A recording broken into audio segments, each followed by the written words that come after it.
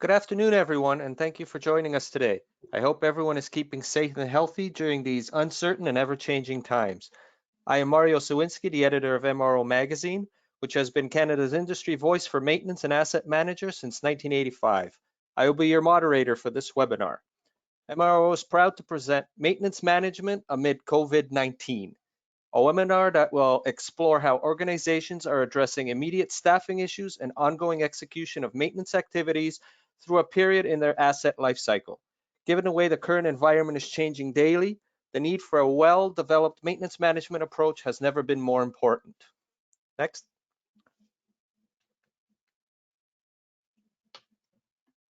Without further ado, our webinar will be led by Susan Lubel, the author of Root Cause Analysis Made Simple, who specializes in asset management and reliability strategy, cost-effective lean maintenance programs, and operational excellence. Susan brings over 25 years of practical experience to drive asset management, maintenance, and operational business improvement in producer companies. She is the national president for PEMAC Asset Management Association of Canada and chair of the World Partners in Asset Management. She also teaches for both the Maintenance Management Professional and Certified Asset Management Professional Certification Program. Next. After Susan has finished her presentation, we will open the virtual floor for any questions. If you have any questions during the presentations, please post them in the questions box. Over to you, Susan. Good morning, and thank you very much, Mario. What I'd like to do today is to set the stage, and as Mario said, I'm going to be talking about maintenance management amid COVID-19. I'm hoping that this can be a highly interactive webinar and discussion. So I'll set the stage and we'll be able to chat back and forth. A little bit about myself. Mario already introduced me, so I'll just skip right past this. First of all, who is PEMAC? PEMAC is the Asset Management Association of Canada. We are the Canadian leaders in asset management. We're really a professional association that enables excellence in maintenance management, reliability, and asset management. And we're a not-for-profit founded on discovering this through collaboration, applied learning, and leadership. Many of the attendees today, I'm sure, are members of PEMAC. For those of you who aren't, please check us out. So today, maintenance management amid COVID-19. Wow, there is just so much happening out there right now. Every company, every person I've talked to, every industry is going through all of these shifts back and forth, trying to figure out how to quickly adapt themselves to dealing with maintenance management within this COVID-19 world. It hit us pretty fast. One of the key things that we started to look at is where in our asset life cycle are we? We know that asset management spans the entire life cycle from the conception right through the retirement of the capacity. And I really wanted to establish here today what we're really talking about is just this maintenance management window within the operate and maintain phase, which is really about how we use and maintain capacity and this aspect of our asset life cycle. So for those of you familiar with PEMAC, I wanted to bring up our maintenance management framework. You can find this on the PEMAC website. One of the key things to understand is our business and organizational context. It really hasn't changed that much in the short term with COVID-19. We've had a couple of swings.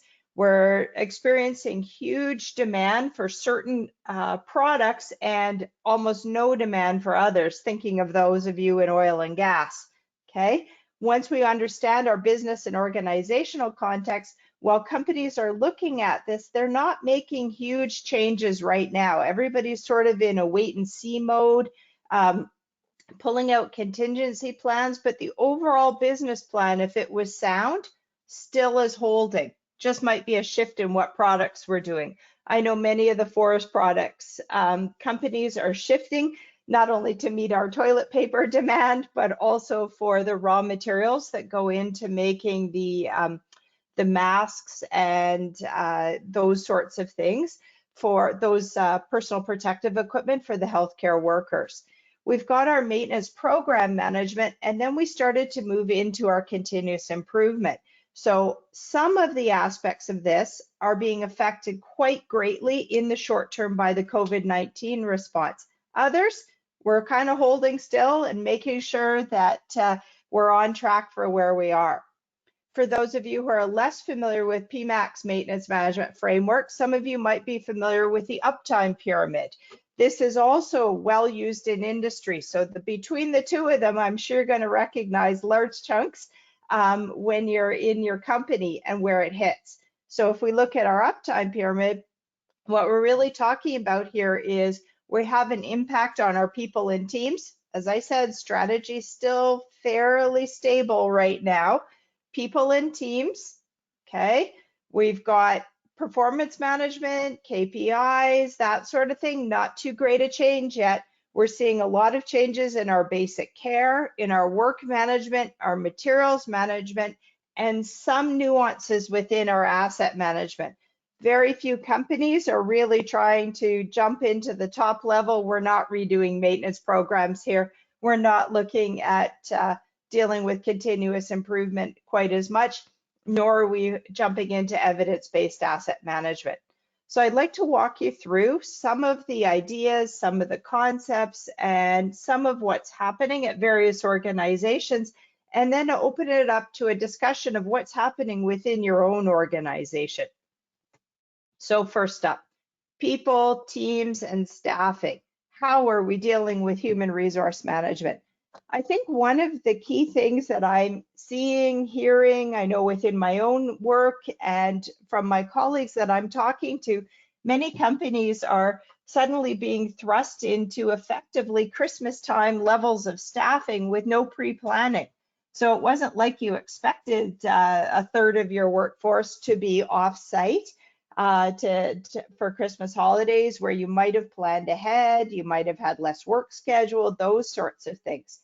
So we need to ask ourselves, how are organizations addressing these reduced on-site staffing levels, physical distancing, and workers who need to work or stay at home to care for others or because they're ill?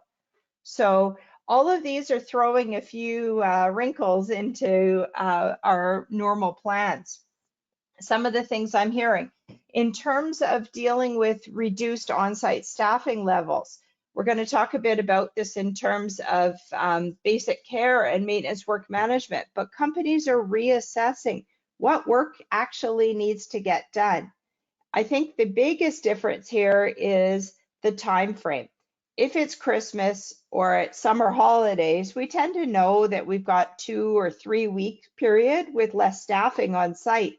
We have no idea right now how long this is going to go. So we're dealing with reduced staffing, and we want to make sure that the people that are on site are able to focus on the work that is most critical to keeping the operation going. We are also working on physical distancing, okay? So how do we keep people apart? How do we separate the jobs out? How do we schedule where people are going to go so that we provide more space in between them?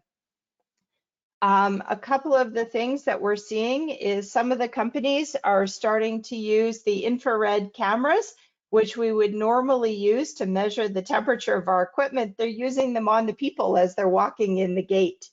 So one of the things that goes along with that is that as we're coming in and we're trying to figure out what's going on, what we'll be seeing here is that people are trying to take people's temperatures. They're looking at who might be sick on site, who needs to work at home.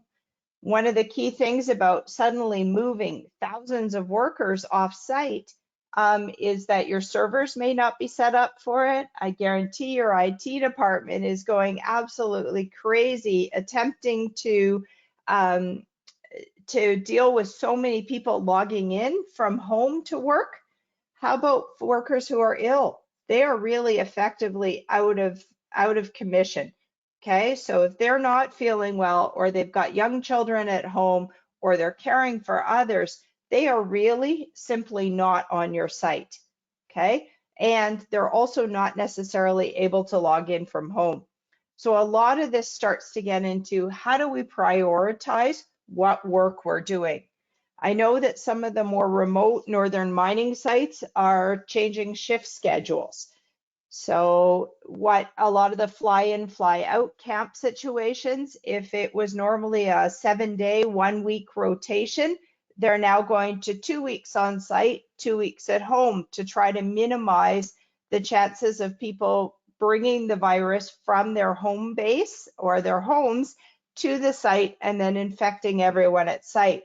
As I'm sure you can appreciate, the camp environment, no matter how clean it is and how much you spend time with sanitizing, physical distancing, all of those sorts of things, you are living within a more of a dormitory style camp.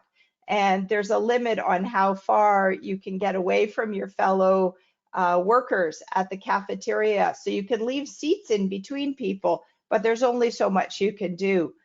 The company, some of the more remote mining, instead of a 2 and 2 cycle, so 2 weeks in, 2 weeks out, have shifted to a full month in and a full month out. Some of the other things that go along with this, not only is this very physically hard on the maintenance workers who are now continuing through, but their families are at home, and there's a mental health aspect to it as well, because they can't support their families, okay, and they're working harder. So we're seeing a lot of shifting in terms of the shift cycle. So extended, we're seeing companies that are going from 3 8-hour shifts to 2 12-hour shifts, or they're putting maintenance during the days instead of 8-hour shifts, they're going to 12-hour shifts, and they're trying to minimize the number of people coming on and off site. So a lot of different things that companies are trying to figure out what to do for human resource management, keeping people safe at their jobs, as well as keeping their families minimized from exposure back and forth. Okay, this has got our HR departments working overtime, coming up with creative solutions. Next up, what we're seeing in the concepts of basic care.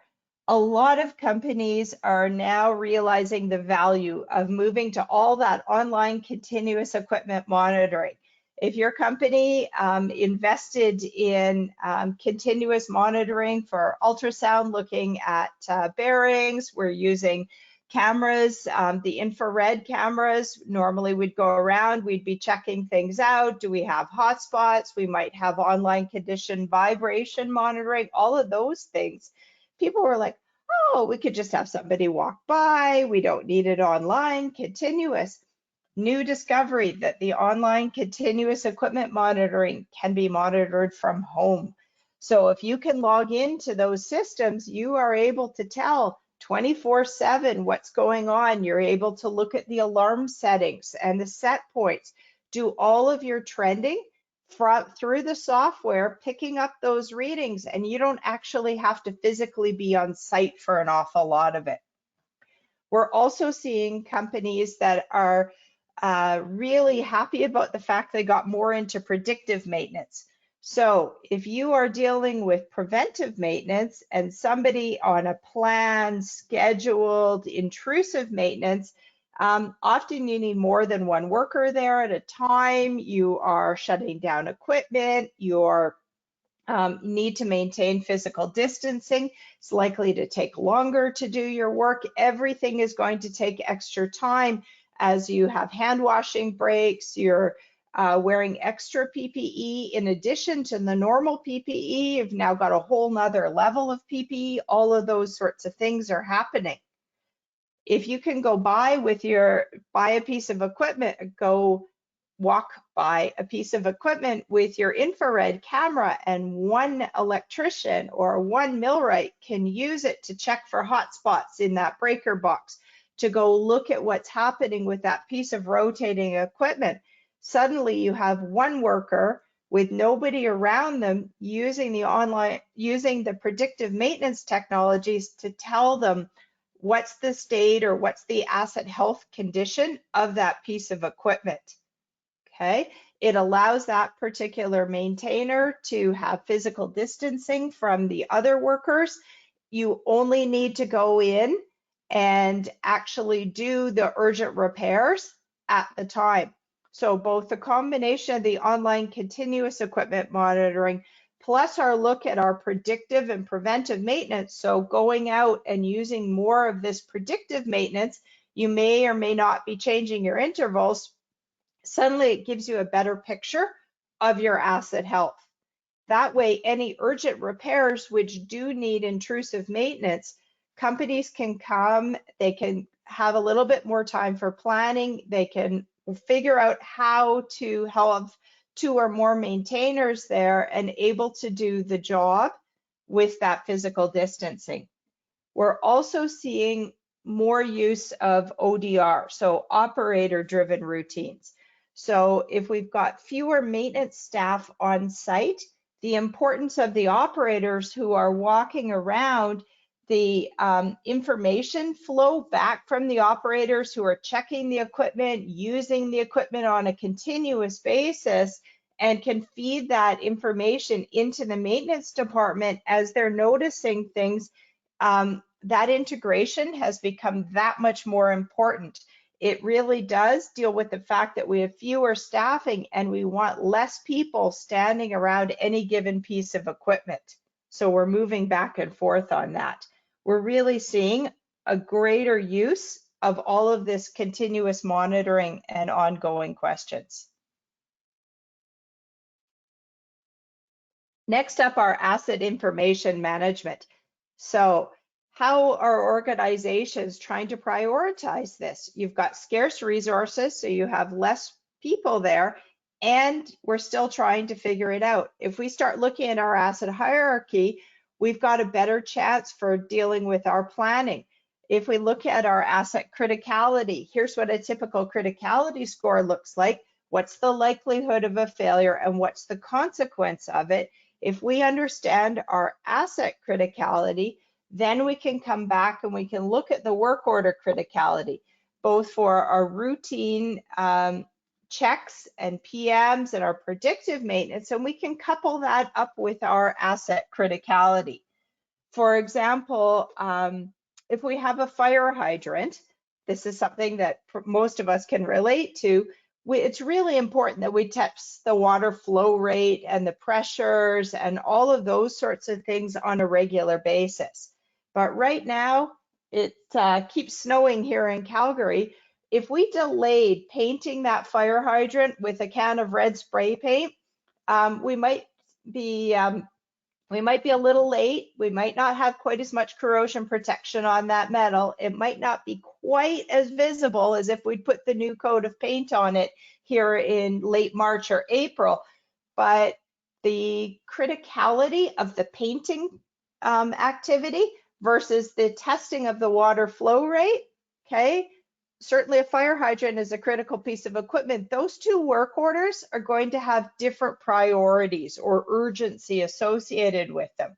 If you're folks who are working off-site or more separated from each other within your on-site offices from a planning perspective, they're going to be going into your asset information, your CMMS systems, and they're going to be saying, what do I know about this work order? What do I know about this asset's criticality? And how best can I plan this? Is this something that I can defer? Is it something that I can't?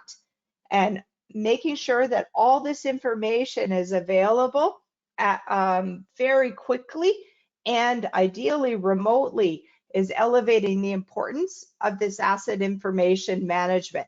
How we use our CMMS systems, what information is in there. Do I have the full bill of materials? Do I have a job plan library from the last time?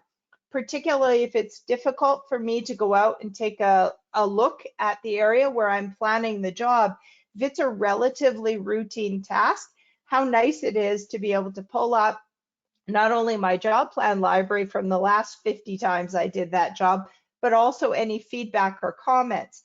It will also give me a better indication of the asset health and the decisions that I might be making around that. We may be able to make some decisions around deferrals, those sorts of things, if we can pull this information around our assets out of our tools. Next up, we have maintenance work management. And this really gets at the heart of how we are managing our maintenance. Companies and organizations that had a really well-established maintenance management program, at the heart of it is really around maintenance work management. So identifying what work needs to get done, getting it planned, scheduling it, okay? Who do I assign it to and get the job done? All that documentation and follow-up, and then our analysis. What we're talking about here, while we've got, we call it fewer staff on site to assign to do the work, where we've got to maintain physical distancing in our execution, this is driving us back into our planning process. As I said, we're really looking at, is there any work that could be deferred? Sometimes we have requirements from a regulatory perspective to complete certain work within a calendar year. If we can look at the asset health and say, you know what, we've checked it, we've been doing this every year, it seems to be in good shape, and I was planning to do that work in April or perhaps even May. What is my likelihood of my risk or my consequence if I push or defer that work into September or October? What would happen? What risks am I taking on for my organization? And does it make sense to see whether we could shift it? Or could we use some of these new, more of the predictive maintenance, go out there, take a look at the equipment from an asset health point of view, and then decide where should that next set of testing be scheduled? How do I shift things around? Some organizations are choosing to shut down entire trains. So instead of having 2 or 3 trains going, they're pushing all of their production into one train because it's too hard, I'm thinking of oil and gas here, to shut down a reservoir, but we may not be producing as much. And so if we're doing that, maybe we could shut down part of a train or one of the lines. We're also taking extra sanitization steps. So this means you've got extra cleaning steps. All of these things are taking time and need to be fit within this maintenance work management, scheduling, timing, our planning process. A fair amount of this work can actually be done relatively remotely. While it may be more efficient to walk down the hall and chat with, have the planners and schedulers working together, we can still pick up the phone, we can still send notes back and forth to each other, and parts of this work you can do at home. You can do it by logging in, or even if you're on the site, you don't actually have to be all sitting in the same room to be working back and forth. Now, obviously, the execution of the work often ends up with 1, 2 or more maintainers working together, but we can try to look at this back and forth and see what we can do to give people more physical space, more opportunities to stop and wash their hands, to have a bit more of this, what PPE are they wearing, those sorts of things. As I said earlier, I have a bad habit of talking ahead of my slides. We're going to be looking, when we're trying to figure out this planning and the scheduling, we're going to look at our asset criticality, and we're also going to be looking at the work order type. Is it a predictive maintenance? Is it a PM? Is it corrective? What is the urgency that goes along with it? And finally, on our pyramid, the other thing we talked about was materials management. So how are organizations looking at this? Most maintenance work requires us to have some sort of spare parts or replacement parts, and our warehouses need managing because we can't have everything wandering off and disappearing into Never Never Land. So the ability to connect into your asset information management and your work order, maintenance work management processes allow you to reserve parts. It allows you to see what's in the warehouse. This is one of those times everybody's crossing their fingers that your warehouse parts counts are accurate, okay? So we're starting to see people using more of the reservation systems within their CMMS or EAM tools. We're seeing more and more kitting. So that way, less people show up at the warehouse wicket to come grab parts ongoing through the day. We're seeing an increased use of kitting, and then one person can show up, grab the bucket, take it to go. We're also seeing that companies that have more of these vending machines and things like that, that allows for more physical distancing. So you can still scan your work order, you can still get out those gloves, the gaskets, the bolts, whatever you might need from the vending machine, but less interaction between people. That allows also for physical distancing if you can restock those vending machines in the evenings and let people pull from them during the day. So we're seeing a lot of back and forth that gives us opportunities within the materials management space. I think that some of the things that we're discovering during COVID-19 is really a mindset shift on our maintenance management. It's a new way of thinking about things, not doing it just the way we've always done it, but it gives us an opportunity. And I keep asking myself, how likely are we to go back to the way we were doing it before? And how likely are we to adapt some of these new methodologies that we've been trying out into our regular maintenance management after COVID-19 is through? I would really like to engage and have an interactive discussion here. So let's hear from you. How are your organizations addressing maintenance management amid COVID-19? Please put your questions in the discussion box.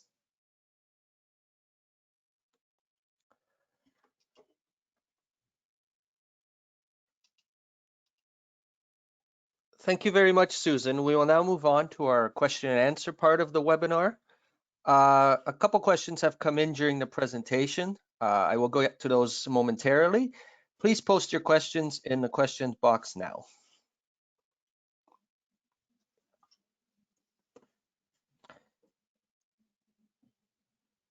Yale Deskins asks, will continuous monitoring of equipment help bridge the talent gap in maintenance engineering? Oh, okay. So what we're really talking about, I think one of the things, we've got two different parts of questions there. One is around continuous monitoring, and it really, the predictive maintenance is a different skill set than just fixing things. And what we are going to see, in my belief, is that we're going to see continuous monitoring give us better information on asset health. We're already seeing more and more drive towards asset health monitoring. And I think what we're actually going to see here is that companies will start to feel a little bit more confident in their ability to rely on it. So rather than doing intrusive maintenance on a planned and scheduled time interval, I think we're going to see more use of predictive maintenance techniques. And then I think what we're also probably going to see is some of the companies, particularly on things like high-speed rotating equipment, are going to start to move it from periodic predictive maintenance testing into online continuous monitoring. So instead of periodic vibration monitoring, we're going to see online continuous, those sorts of things. One of the key things that our questioner brought up is this really does require a different set of skills to be able to monitor, to track, to graph, and to analyze all these reams of data that start coming in, because we need to start looking not only at the vibration, but we need to start pairing that up with maybe we've got some production information. So do we see a blip in vibration because piece of equipment or a train started up, shut down? I don't know, we had an earthquake roll through, whatever it happens to be. So I think what we're going to see is as companies move from to planned, scheduled, intrusive PMs, move into predictive, we already need different skill sets to be able to take that reading and then to analyze it. And we're going to see the next evolution in that for the continuous monitoring on who can do the analytics. I hope that answered your question there. Maintenance engineering is really about that reliability and doing the analytics of it. But I think we need to realize you can't just throw the data at people without teaching them what to look for. Thank you very much, Susan. We have a question from Renal. He asked, is Industry 4.0 for maintenance becoming more desired during these times? I think that from my colleagues that I've talked to, people are, I don't know if I'd call it desired, but the companies that have already started moving down that path are quite thankful that they have. So I think it's bringing new awareness. And I think when I talk with my colleagues at the various companies, what we're really discovering is that the companies that have already started down that path of Industry 4.0 with the continuous monitoring are all saying, phew, I'm glad we started. And they're starting to feel much more comfortable with that decision. And they're appreciating the fact that they did start down that path already. So I'm not 100% sure that this is going to drive it, but I have the feeling that a lot of people are going to start to look back and forth at it. Okay, our next question is from Jim Dardis. He asks, we have less crew overlap when shift cycles change. Yeah, that's a great observation. I think it was Jim you said. One of the key things that we're trying to do when we have this physical distancing is no longer do we expect the crews to chat with each other. They got halfway through it. Normally when you do crew change, you sit with your counterpart and you say, you know what, I'm partway through this job. It's an 18-hour job. We're 12 hours in. Here's where I got to, here's my checklist. So I think one of the things I agree with this crew overlap, that communication and the ability to write down what step you're at, anything you observed from your shift, and then moving it over to the next shift. This is really driving a need for better communication, or maybe I should say it's identifying the holes that we see when we don't have good communication. Okay, our next question is from Deanna. She asks, where are your online tools falling? Any features you wish you had to make working from home fully encompassing?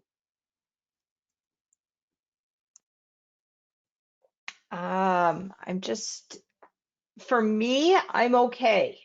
Now, I know some of my colleagues that I've talked to at other companies have experienced the fact that it took a couple days for various IT departments to be able to repurpose servers so people could log in from home.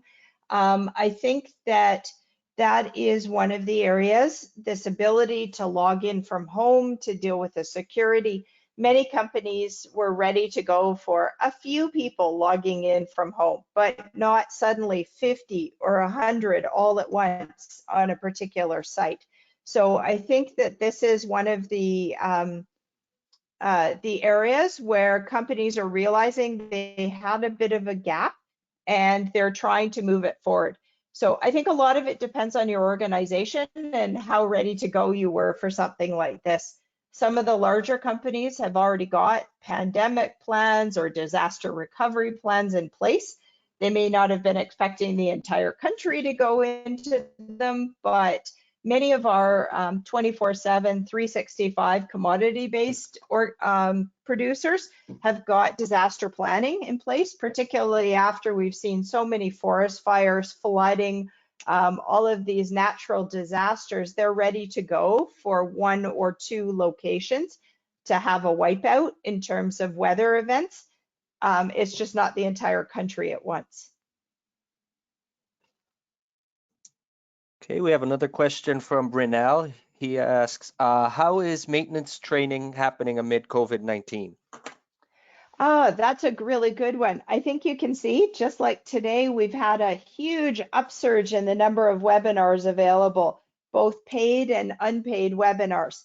I think that a lot of people are taking advantage of this to be able to dial in and to learn something about what's happening.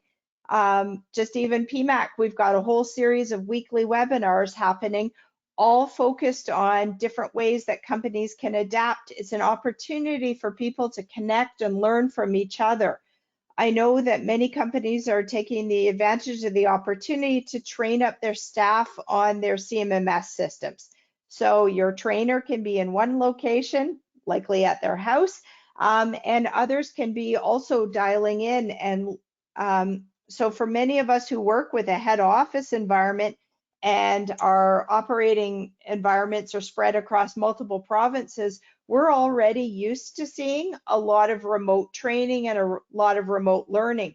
The main difference is that when you're at your home and you're dialing in, you're not interrupted as much. You don't have people popping in and interrupting the lessons that you're getting, unless it might be your family. So we are seeing people are putting time in their schedules, and companies are still doing their internal training. As you noted in my bio, I also teach for the MMP and the AMP programs offered through PEMAC. And some of the colleges have been set up and teaching online for years, like 15 or more years. So they're seeing more and more interest in this. So people can log in, they can continue with their studies, and they can take advantage of this. I wouldn't call it downtime, but a different flexibility in their schedule to pursue online studies. Okay, thank you. We would like to keep the discussion going. So if you have any other questions, if you can post them in the questions tab, that would be great. Actually, I have one. Do you have any tips that companies can do to help them get through this pandemic? I think one of the things is to recognize that there are a lot of competing things happening for your workers at home. So part of it is about some general understanding of what's going on. If you are trying to work from home and you and your spouse are both trying to work from home and you've got young kids, we have to, as a supervisor, be a bit flexible around what time of day people are doing things. How much of this work is absolutely critical that it be done at 9 a.m., or how much of it, if it got done during that particular workday, is okay. So I think that we need to be, as supervisors, be a bit flexible, particularly if people are working from home. And as I said, I think this is the opportunity for a lot of companies to be dusting off those disaster recovery plans, and they may have built them to deal with potentials for forest fires, floods, blizzards, whiteout conditions, all of those sorts of things. But we're really getting a chance to see what happens when we put them into action.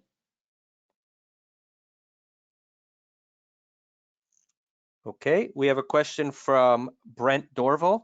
He asked, do you see where there's a possibility of 3 levels of maintenance taking shape? One, those that are advanced and can move to the next level of online monitoring. The second will be those that can adapt by shift changes and workload alignment. The third being run to fail, utilizing sparing and a lot of repairs down the road. TA schedules are being pushed out and major disruptions to the current workforce. Oh, Brent, absolutely. We're seeing that. We were already kind of seeing that before this pandemic came through. And as we know, maintenance management is a really broad field, and we've only touched on a couple of key aspects here. Because we're talking about maintenance management in terms of COVID-19, it's really about how do we deal with the immediate and urgent responses on our disaster recovery or our pandemic or whatever your company called it. So this is an immediate crisis. Brent, I agree with you that we were already starting to see this spread across companies. I think you need all three of them. We absolutely need to know which pieces of equipment can be advanced, which ones can go to that online condition monitoring, which ones can be handled by periodic predictive maintenance. Not every piece of equipment warrants having the full expense and the effort of setting up online condition monitoring 24/7, 365. But I think we are already starting to see this as part of that Industry 4.0, the move into the more predictive maintenance.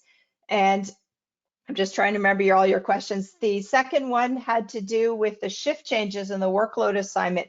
Yes, we're seeing more and more of that. I think what it's pointing to is, do we have the information available to make those risk-based decisions? Because we are going to see, can we change out the crew shift length of work? Can we change their workload assignments? Can we move people around? And I think your third question was around this run to fail, sparing, and pushing things out. And I think that goes hand in hand with the use of more predictive maintenance and workload assignment. We absolutely are going to see lower criticality pieces of equipment, or those ones deemed non-critical, absolutely run to fail.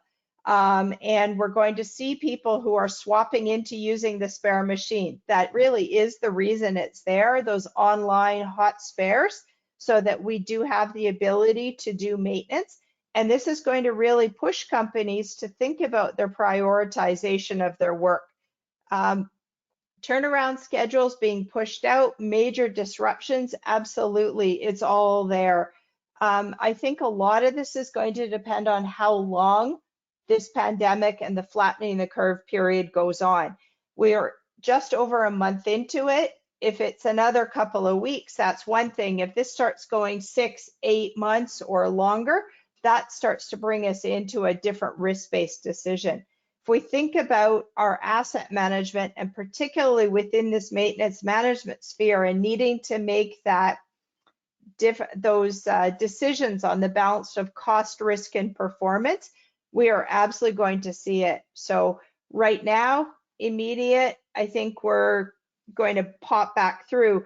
I think we also have to realize that it's got different implications if we're 6 months into it versus 6 weeks, and what that means. There's a lot of people at home right now itching to go back to work, but we do need to do our part. We need to not overwhelm our healthcare system, and we need to keep people safe. So you're right, Brent. Thank you. Questions keep coming in. I have one. Awesome. It's a hot topic. Do you have any stories of companies that have successfully adapted to the new normal? In what aspect? Where they've been able to continue their business without much, I guess, much things going down. I think every company I've talked to where I'm working and my colleagues and things like that, everybody has adapted. One of the things we need to think about is that many of our industries are still producing. So while some manufacturing has shut down, the reality is that all of our agricultural and food production is still going on. Our oil and gas still needs to be produced because we need transportation fuels for all of the vehicles that are transportation vehicles. We need to heat our houses because it keeps snowing here. We need our oil and gas to continue. We can't shut in the reservoirs. Our forest products companies are shifting over, and they're making different grades of pulp. They're using different feedstock to try to make the right pulp for the N95 and all the different masks and things like that, but they're still producing pulp. So the organizations and the mining companies, we still need copper. We still need some of these other commodities. That goes into making our sterile equipment. It goes into making all of the products which we're using. So we're not seeing companies shut down as much as we're seeing an adaptation of the type of work they're doing. Okay, we have a question from William Pestano. He asked, do you believe that some of the initiatives taken as a result of COVID-19 will continue or materialize even with the end of the crisis? My personal thought is yes. I think that once companies feel a little more confident in using some of this predictive maintenance and the asset health monitoring, they're going to start to use more of it where it makes sense. Now, keep in mind, we do not need to use predictive maintenance techniques on absolutely every single piece of equipment, but I do think that as people have that confidence, we're going to start to see that. The other area we're going to see, I think, is companies are recognizing the value of their asset information and being able to coordinate it all within their tools and systems. So we remember that our ERP or our CMMS systems, they're just tools. And what this is really pointing to is, do we have complete data? Do we have enough information? So are we drowning in data and starving for information, or do we have the right information to make decisions without actually having to physically go and check every single activity every single time? So part of this is around the ability to have more integration from reserving parts, right? So you've got the job plan made and you identify your parts. Can you reserve them? Can you schedule them? Can you do all of that from an offline or an again, at home, work from home situation, or a more distant on the same plant site rather than having to walk over and go into the warehouse? Can we send those pick tickets and all of that information back and forth? And then how do we kit it and get it ready for the maintainers who do need to physically go and maintain the equipment?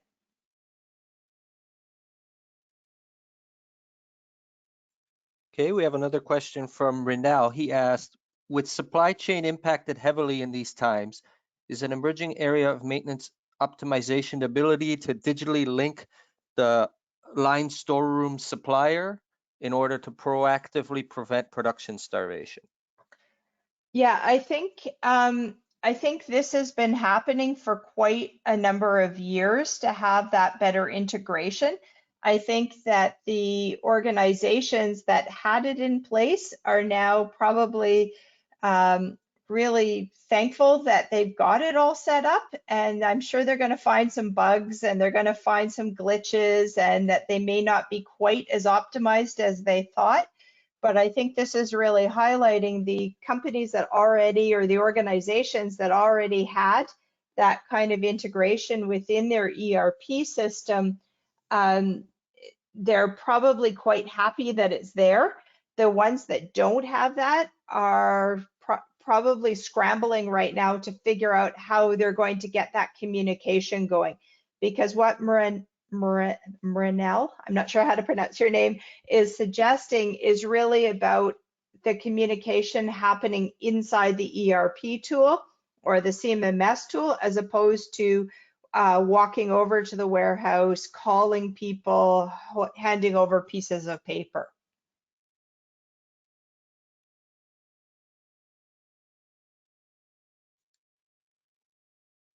I Another think question. that this is highlighting our need to have really good maintenance management processes, decision making, and risk management all set up in advance, because now we're calling on it. And if you've got the skeleton there and you've been using it for a while, you're really tweaking it and you've got 80% of it ready to go. The organizations that are struggling don't have things ready to go in advance, and now they're attempting to set this up from scratch, and it's an awful lot to take on all at once.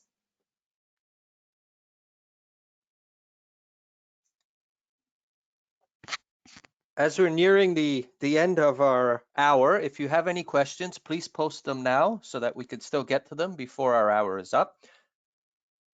Another question from Manal is, what maintenance management advice do you have for sectors that are essential, running 24/7 to meet critical commodity demand, for example, food? I think that this really, from a maintenance management advice, I think what we're really looking at is a snapshot in time.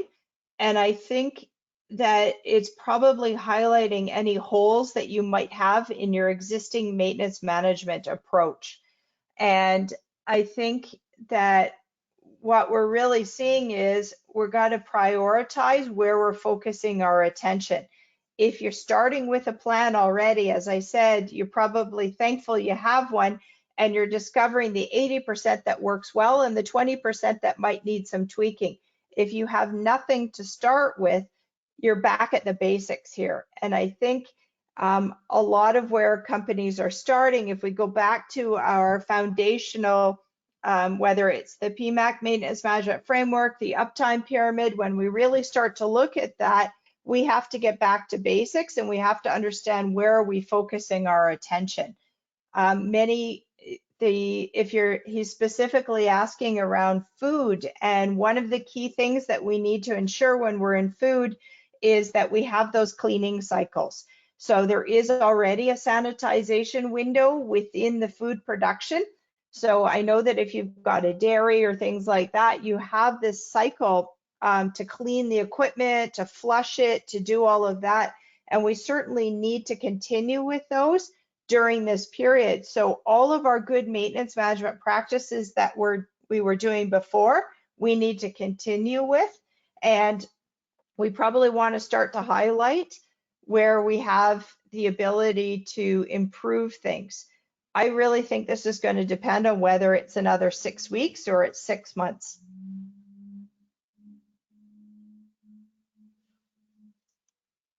Okay, thank you, Susan.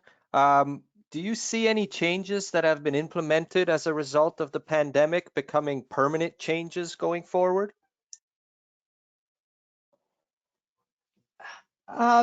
As I said, I think that we're going to see some changes in the use of the preventive and predictive maintenance. I think companies are experimenting with different shifts and things like that.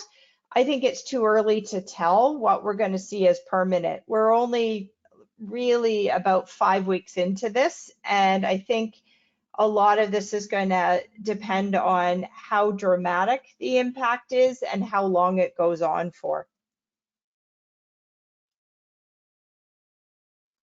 Okay, we have another question from Brent. What's your thoughts, as well as your colleagues' views, when we come out of this? The whole concept of workplace optimization and workforce headcounts. This is a good test of remote workforce. The fear remains, what will be permanent loss? Yeah, I agree. I think that we're not sure right now. I think there already was a bit of a move towards doing more online, more remote work, those sorts of things. I think what it really does is it's not so much a headcount loss. I think it's a shift in the skills that you require. So if we're going to be doing more online condition monitoring, for example, instead of intrusive maintenance, we need to train up our maintainers to be able to do that analytics work. So it's not that there's less people. I think the skill set that they need will shift. And so it's like additional skills on top of what they've already know. I think it's too soon to venture a view on what's going to happen long term with this. And I think particularly for those in some of the commodities, say oil and gas, there's a lot more at play here than just the pandemic. And so there is a great deal of uncertainty around workforce optimization, headcounts, those sorts of things. I do think that companies may be discovering they don't need quite as much office space as they used to have. And I also think from a supervisory point of view, companies are discovering, do they really need to see every worker every day to still feel confident that the work is getting done? So it places a greater emphasis on individuals' communication skills. But too early to make a prediction on that one. All right, thank you. Susan, do you have anything else that you would like to share with the group that you believe would be important? I'd just like to say thank you very much for giving me your time, giving Mary your time. I think that certainly the maintenance management through this period has given new light to all of the programs and the great ideas that we had coming into it. And I think it's emphasizing why it's so important to have a maintenance management approach, a holistic look at it, and to understand where we're going. Today, we've only talked very narrowly around the maintenance management, the execution window in light of the pandemic over the last month. But I think this brings into play some of the larger questions around the entire asset lifecycle and asset management, and how are we going to manage our maintenance longer term. Time will tell. Thank you very much for your time. Okay, thank you very much for joining us today. We hope you gained valuable knowledge that you can bring back to your organizations. The webinar will be sent out to all registrants in a timely manner. We'll also be posting it on MRO's website as well as social media channels. In the meantime, stay healthy and stay safe. Thank you very much.